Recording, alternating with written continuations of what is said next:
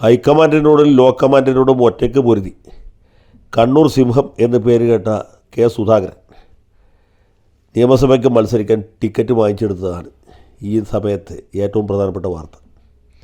കഴിഞ്ഞ ഏതാനും ദിവസങ്ങളായിട്ട് കോൺഗ്രസിലെ സ്ഥാനാർത്ഥി നിർണയം ഇങ്ങനെ ആ തോക്കിൻ മുമ്പിൽ നിൽക്കുകയായിരുന്നു, അഥവാ സൂചി മുനയിൽ നിൽക്കുകയായിരുന്നു. ഇനി എന്ത് സംഭവിക്കും? ആർക്കൊക്കെ സീറ്റ് കിട്ടും? ആരുടെയൊക്കെ പേര് വെട്ടും? അതിരൂപതയുടെ സമ്മർദ്ദം എന്തുമാത്രം പാർട്ടിക്ക് താങ്ങാൻ കഴിയും? സമുദായ നേതാക്കന്മാരുടെ ശുപാർശകൾക്ക് ഈ സംഘടനയിൽ എന്ത് വിലയുണ്ടാകും? അതുമല്ലെങ്കിൽ താൽപര കക്ഷികളുടെ മൂലധന ശക്തികളുടെ താല്പര്യങ്ങൾ എന്തുമാത്രം സംരക്ഷിക്കും? ഏതൊക്കെ സീറ്റ് പേയ്മെൻറ്റ് സീറ്റായിരിക്കും? ഏതൊക്കെ മെറിറ്റ് സീറ്റ്? ഏതൊക്കെ കമ്മ്യൂണൽ കോട്ട? ഇങ്ങനെയൊക്കെയുള്ള ചർച്ചകൾ നടന്നുകൊണ്ടിരിക്കുകയായിരുന്നു. പക്ഷേ അതിൽ ഏറ്റവും പ്രധാനപ്പെട്ട ചോദ്യം എം പിമാർക്ക് മത്സരിക്കാൻ സീറ്റ് കൊടുക്കാൻ പാടുണ്ടോ എന്നുള്ളതാണ്. പ്രതിപക്ഷ നേതാവ് വി ഡി സതീശൻ താത്വികമായിട്ട് കൈക്കൊണ്ടൊരു നിലപാട് എന്ന് പറയുന്നത് പാർലമെൻറ്റ് മെമ്പർമാർക്ക് സീറ്റ് കൊടുക്കരുത്, കാരണം അവരെ പാർലമെൻറ്റിലേക്ക് ജയിപ്പിച്ചു വിട്ടിട്ട് ഇത്രയും ദിവസമായിട്ടുള്ളൂ. ഇനി അവർ നിയമസഭയ്ക്ക് മത്സരിക്കുകയാണെങ്കിൽ അത് പാർട്ടിയുടെ തെരഞ്ഞെടുപ്പ് സാധ്യതകൾക്ക് മങ്ങലേൽപ്പിക്കും. പണ്ട് പി കെ കുഞ്ഞാലിക്കുട്ടി ഇവിടെ നിന്ന് ആദ്യം നിയമസഭാംഗമായി, പിന്നെ പാർലമെൻറ്റ് അംഗമായി, പിന്നെ അത് രാജിവെച്ച് നിയമസഭയ്ക്ക് മത്സരിക്കാൻ വന്നത് പാർട്ടിക്കും ലീഗ് പാർട്ടിക്കും മുന്നണിക്കും വലിയ ദോഷം ചെയ്തു. അതുപോലെ കെ എം മാണിയുടെ വത്സലപുത്രൻ ജോസ് കെ മാണി രാജ്യസഭയിൽ അംഗമായിരുന്നുകൊണ്ട് നിയമസഭയ്ക്ക് മത്സരിച്ചപ്പോഴും ഇതേ കുഴപ്പം തന്നെ ഉണ്ടായി. അദ്ദേഹം പിന്നെ രാജ്യസഭാ അംഗത്തിൽ രാജിവെച്ചു, പിന്നെ രാജ്യസഭയിലേക്ക് തിരഞ്ഞെടുക്കപ്പെട്ടു. അത് പക്ഷേ രാജ്യസഭയാണ്, ഖജനാവിലേക്ക് വലിയ സാമ്പത്തിക ബാധ്യത വരുന്നില്ല. അപ്പോൾ ഇങ്ങനെ ചെയ്യുന്നത് അഭികാമ്യമല്ല എന്നുള്ളതാണ്. കുമ്പക്കുടി സുധാകരൻ മാത്രമല്ല ഈ ആവശ്യം ഉന്നയിച്ച അടൂർ പ്രകാശ് ഉണ്ടായിരുന്നു, അതല്ലെങ്കിൽ എം കെ രാഘവൻ ഉണ്ടായിരുന്നു, കൊടിക്കുന്നിൽ സുരേഷ് ഉണ്ടായിരുന്നു, മറ്റു പല ആളുകളും ഉണ്ടായിരുന്നു. എല്ലാവർക്കും നിയമസഭയ്ക്ക് മത്സരിക്കണം, ഇവിടെ ജയിച്ച് മന്ത്രിയാണ്. അപ്പോൾ സത്യം പറഞ്ഞാൽ ഇതിൽ സന്തോഷം തോന്നേണ്ട രണ്ട് പേര്, ഒന്ന് പാർലമെൻറ്റിലേക്ക് മത്സരിക്കാനുള്ള അവസരം വേണ്ടെന്ന് വെച്ച ടി എൻ പ്രതാപനും മത്സരിച്ച് തോറ്റ കെ മുരളീധരനുമാണ്. ഏതായാലും സമ്മർദ്ദം വളരെ ഗംഭീരമായിട്ട് നടന്നു. ഹൈക്കമാൻഡ് വഴങ്ങിയില്ല, ലോ കമാൻഡ് വഴങ്ങിയില്ല.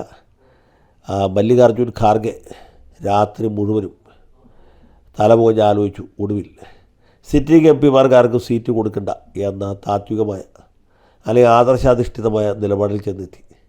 സംഗതി വിജയിച്ചു. അടൂർ പ്രകാശ് അടക്കം സകല ആളുകളും പത്തി ചുരുട്ടി മാളത്തിലേക്ക് ഒതുങ്ങുന്ന സമയത്താണ് കുമ്പക്കുടി സുധാകരൻ എന്ന് പറയുന്ന കെ സുധാകരൻ അദ്ദേഹത്തിൻ്റെ വിശ്വരൂപം കാണിച്ചത്. ഈ മല്ലികാർജ്ജുൻ ഖാർഗെയേക്കാളും ഒക്കെ തലയെടുപ്പുള്ള ആളാണ് കുമ്പക്കുടി സുധാകരൻ. പുള്ളി പണ്ട് ഈ സംഘടനാ കോൺഗ്രസിൽ കൂടി വന്ന ആളാണ്. പണ്ട് 69 മുമ്പ് കോൺഗ്രസ് ആയിരുന്നു.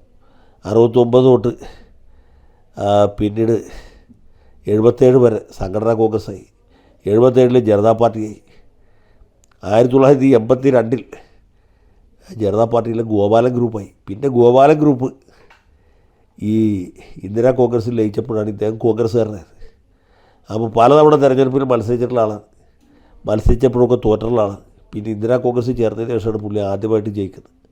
അത് ജയിച്ചത് നേരിട്ട് തെരഞ്ഞെടുപ്പിൽ ജയിക്കല്ലേ ഇത്. ഒ ഭരതനുമായിട്ട് തെരഞ്ഞെടുപ്പ് കേസ് നടത്തി നമ്മുടെ ജസ്റ്റിസ് കെ ജി ബാലകൃഷ്ണൻ്റെ ഒരു ജഡ്ജ്മെൻറ്റ് പ്രകാരമാണ് പുള്ളി ആദ്യമായിട്ട് നിയമസഭയിൽ നിന്ന്.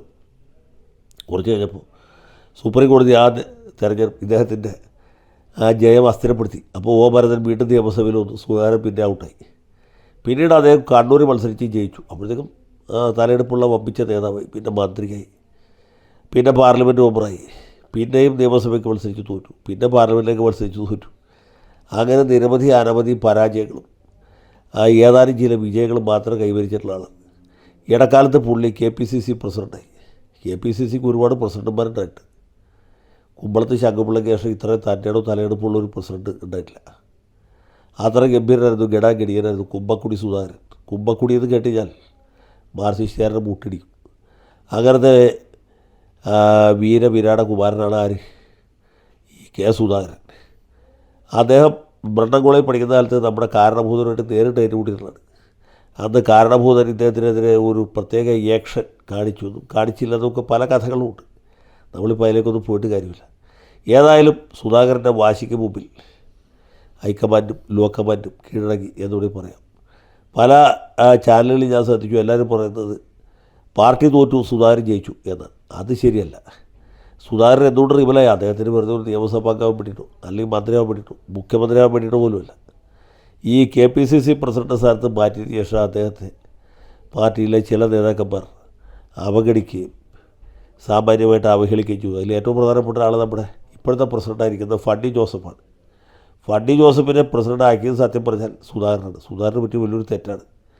ആ ബെന്നി ബെഹനാനെ മറ്റോടെ പ്രസിഡൻ്റ് ആക്കിയെങ്കിൽ ഇതുപോലത്തെ ഒരു ദുർവിധി ഉണ്ടാകാൻ വരുന്നില്ല. പാർട്ടിക്ക് ഗുണമില്ല, ഫണ്ടിക്ക് ഗുണമില്ല, ആർക്കും ഗുണമില്ലാത്ത അവസ്ഥയിലെത്തി. അതിനോടുള്ള ഒരു പ്രതിഷേധ സൂചകമായിട്ടാണ് ഇദ്ദേഹം കലാപക്കൊടി ഉയർത്തിയത്. ഏത് സാഹചര്യത്തിലാണോ സുധാകരൻ CPM-ൽ പ്രതിഷേധിച്ചത്, അതേ സാഹചര്യത്തിലാണ് സുധാകരൻ കോൺഗ്രസ്സിലും പ്രതിഷേധം ഉന്നയിച്ചത്. അപ്പോൾ അതേ രീതിയിലുള്ള പരിഗണന ഇദ്ദേഹം വിട്ടുപോയെങ്കിൽ പുള്ളിയെ BJP-ക്കാരെ ഏറ്റെടുത്ത് ഒക്കത്ത് വെച്ചുകൊണ്ട് നടത്താൻ. അങ്ങനെ ഒരു അപകടത്തിൽ നിന്ന് രക്ഷപ്പെട്ടു. സത്യത്തിൽ സുധാകരൻ ജയിച്ചു, പാർട്ടിയും ജയിച്ചു എന്ന് പറയാനാണ് എനിക്ക് താല്പര്യം. കാരണം സുധാകരൻ റിബലായിട്ട് നിന്നിരുന്നെങ്കിൽ ജയിക്കുമെന്ന് നോക്കുന്നതിൽ വേറെ കാര്യമാണ്. അത് പാർട്ടിക്കുണ്ടാക്കുമായിരുന്ന ക്ഷതം ചെറുതല്ല. കാരണം സുധാകരൻ എന്ന് പറഞ്ഞാൽ കുമ്പക്കുടി സുധാകരൻ കണ്ണൂർ മാത്രമല്ല ആരാധകരുള്ളത്, കേരളത്തിൽ മാത്രമല്ല രാജ്യത്തും ലോകത്തെമ്പാടും ഒരുപാട് ആരാധകരുള്ള ആളാണ് പുള്ളി. ഈ വിഭാഗത്തിൽപ്പെട്ട ആളുകൾ മുഴുവനും മാനസികമായിട്ടും രാഷ്ട്രീയമായിട്ടും എതിരാക്കും.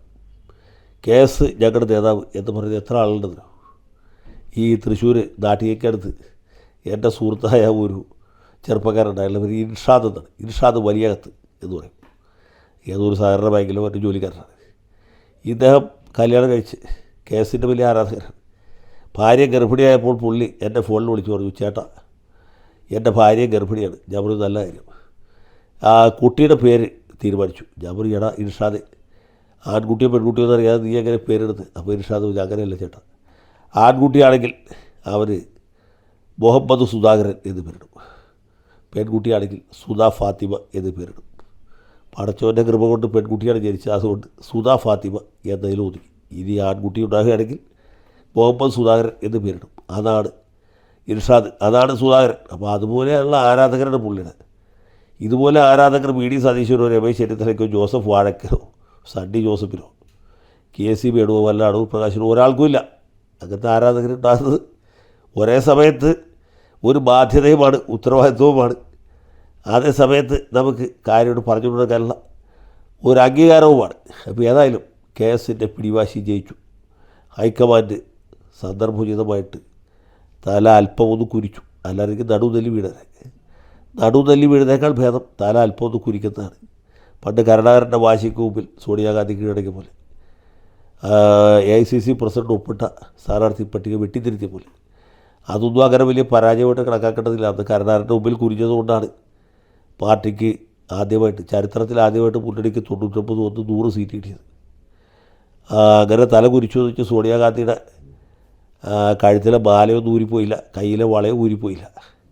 പാർട്ടിക്ക് മുന്നണിക്കും അതുകൊണ്ട് ഗുണമുണ്ടായിരുന്നു. അപ്പോൾ സുധാകരൻ മത്സരിക്കട്ടെ, അദ്ദേഹം ജയിക്കട്ടെ. ബാക്കി കാര്യങ്ങൾ നമുക്ക് പിന്നീട് ആലോചിച്ച് പറയാം. ഏതായാലും KSന് എൻ്റെ ഹൃദയാഭിവാദനങ്ങൾ. ജയ് ഹിന്ദ്.